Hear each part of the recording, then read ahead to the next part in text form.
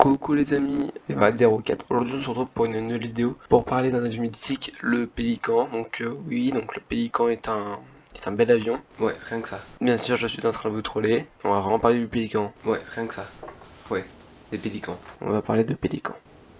Mais je déconne pas, je sais ce que vous êtes en train de vous dire, vous êtes en train de dire. Je suis en train de parler du Pélican. Pélican c'est un avion, c'est le nom d'un avion. Donc voilà. Et moi aussi la caméra n'a pas fait le focus, donc c'est génial.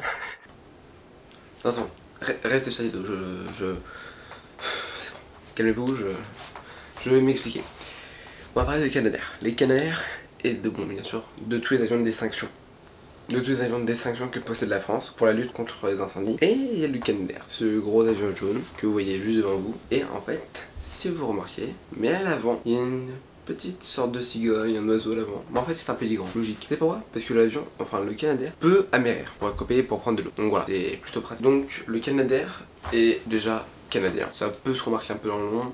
Voilà. Il vient de la compagnie, de la société Canadair, qui a été créée en 1993 afin de créer la lutte contre incendie à partir de l'aviation. Il y a quand même eu beaucoup d'autres avions avant, mais ça je vous ferai peut-être une histoire dessus, du début jusqu'à la fin de l'aviation, sur la lutte contre incendie. Il a un rôle de bombardier, pas de bombardier comme ça, hein. Genre il a des bombes, c'est un bombardier d'eau. Il me semble que j'ai oublié un mot au... C'est bon, je me casse. Il a pour but de larguer de l'eau. Donc c'est un bombardier d'eau. Il peut posséder un équipage de 2 personnes. Et son premier vol fut le 6 décembre 1993. Donc c'est vraiment il y a pas si longtemps que ça en fait. Il n'y a même pas 30 ans. Il y a 28 ans. Et à ce moment-là, la compagnie Canadair avait créé le Canadair CL 215. Donc voilà une image. Donc franchement il était parfait quand même, il était comme le Canadair d'aujourd'hui qui ressemble à ça actuellement, qui sont des CL 415. Les problèmes du CL 215 c'est qu'au bout d'un moment, vu que c'était des moteurs à piston, très gourmand en huile, donc voilà quoi. Un coup l'huile aussi. Donc en 2000, toute la flotte se régénère, CL 415, performant et tout ça.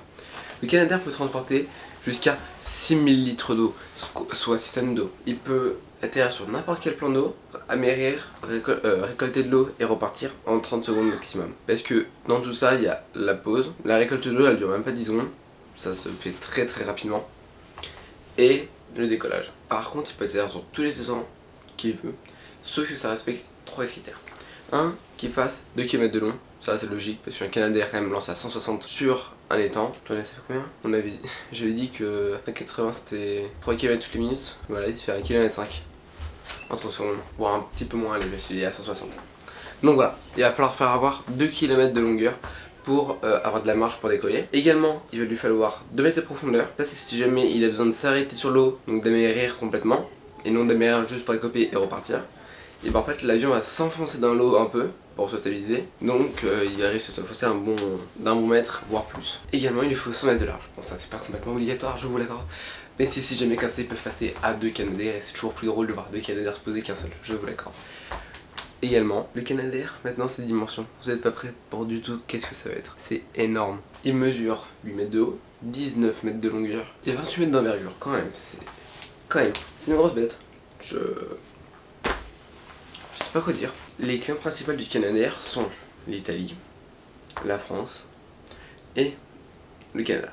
Le Canada, je crois qu'il possède un truc 20 Canadair sur les 95 qui ont été livrés. Oui, il y a quand même 95 Canadair. Nous on possède 15 Canadair. 15 qui sont sur la base de Marignane, dans le sud de la France, voilà où ça se trouve, à côté de Marseille.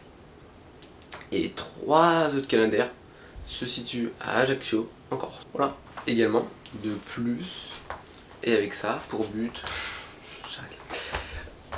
la sécurité civile possède 3 Dash, qui sont des avions normalement de passagers, qui ont été reconvertis en bombardiers d'eau, et donc qui peuvent maintenant agir sur la lutte contre l'incendie en balançant 10 000 litres d'eau maintenant, ou de retardant. Le retardant c'est ce gros truc rouge que vous voyez.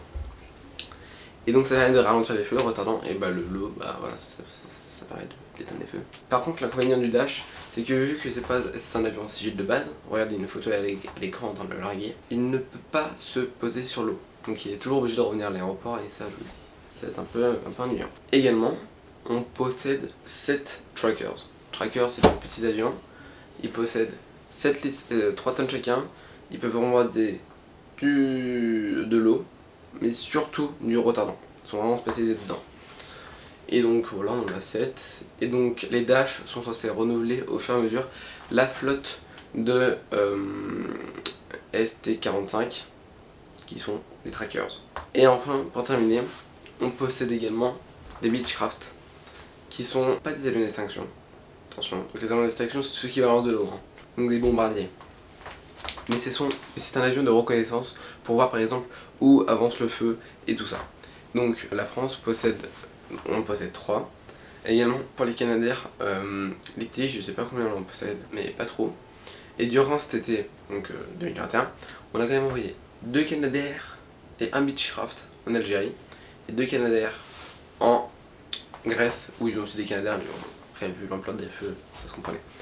Également, après je peux citer 2-3 autres pays qui ont des Canadair, c'est la Croatie, donc la Grèce, et je crois que c'est tout pour l'instant. Après je crois qu'il y a peut-être l'Espagne, mais voilà, je m'en souviens plus du reste. Oui, je m'appelle Doris et salut les amis, c'est Vadero4, à la prochaine.